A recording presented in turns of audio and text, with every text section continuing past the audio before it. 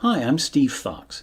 This video covers the tax and interest regime related to passive foreign investment companies, or PFICs, with a calculational example. Click here for the video with full coverage of PFICs. A PFIC includes any foreign mutual fund and any other foreign corporation that has more than a threshold level of passive income or passive assets. There is no minimum shareholding level for PFIC. One share is enough. A U.S. person who owns shares of a company that qualifies as a PFIC has three basic choices: Qualified Electing Fund, or QEF, Mark-to-Market, or the Tax and Interest regime. If no choice is made on Form 8621, the Tax and Interest regime applies to all excess distributions. So, first a definition: excess distribution. An excess distribution is the portion of distributions by the PFIC during the year in excess of 125% of the average distributions for the prior 3 years, plus any gain on any disposition of the shares. All dispositions count, even those that would otherwise be non-taxable. PFIC rules specifically provide that gain on any sort of disposition of PFIC shares is included in the tax and interest regime, notwithstanding any other provision of law.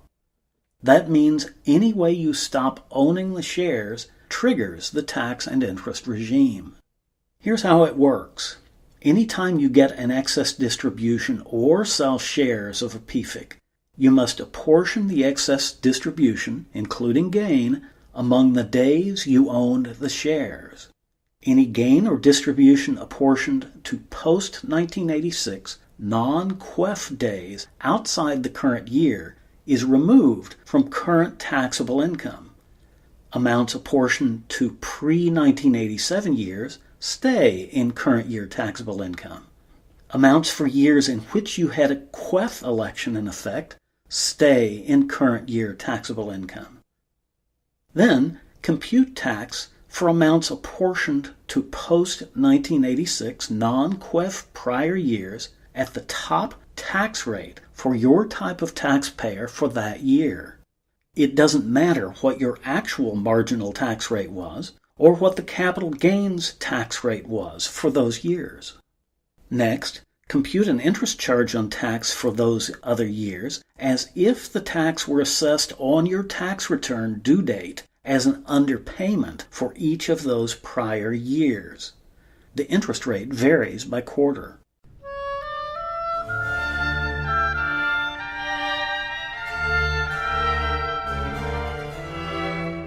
Here's an example of how all this works. First, our assumed facts. The taxpayer is a resident U.S. individual who is not in the top tax bracket. She sells some shares in a PFIC on November 2nd, 2015 for $20,000. She bought them for $14,000 on January 2nd, 2011. Her gain is $6,000, and she made no QEF election. The $6,000 gain is first apportioned among each of the days she held the shares, as shown here.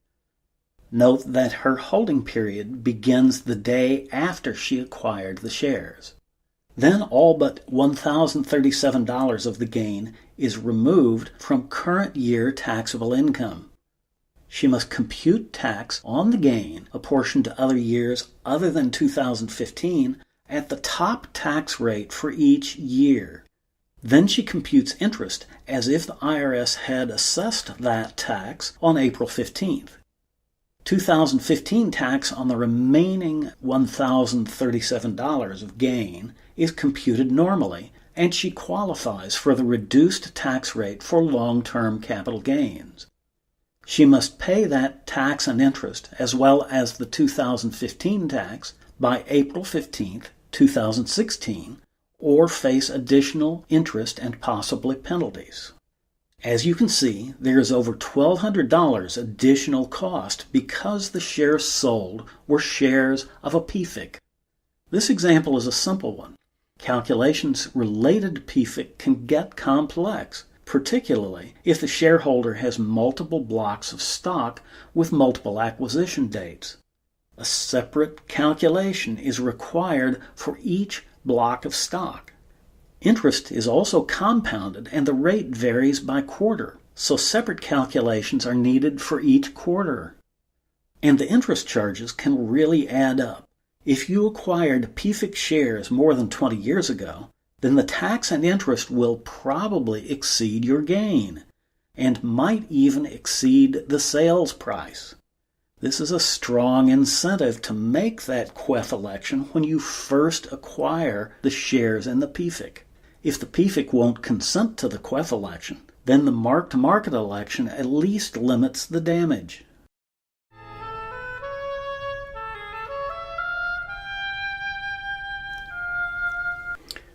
Here's a recap. The tax and interest regime applies to a U.S. person who owns shares of a PFIC and has not made a QEF or mark-to-market election.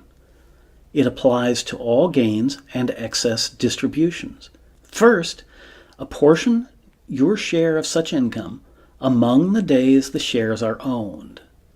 Then, reduce current year taxable income by the amounts apportioned to post-86 non-QEF years.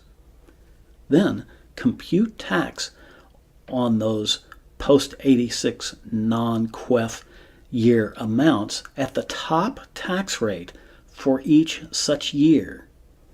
Then add interest to those tax amounts. Finally, add all of this to current year tax and pay it with your tax return. For more coverage on PFICs, click the video linked here or visit the International Tax channel on YouTube. I hope you found this useful, and thanks for learning with me.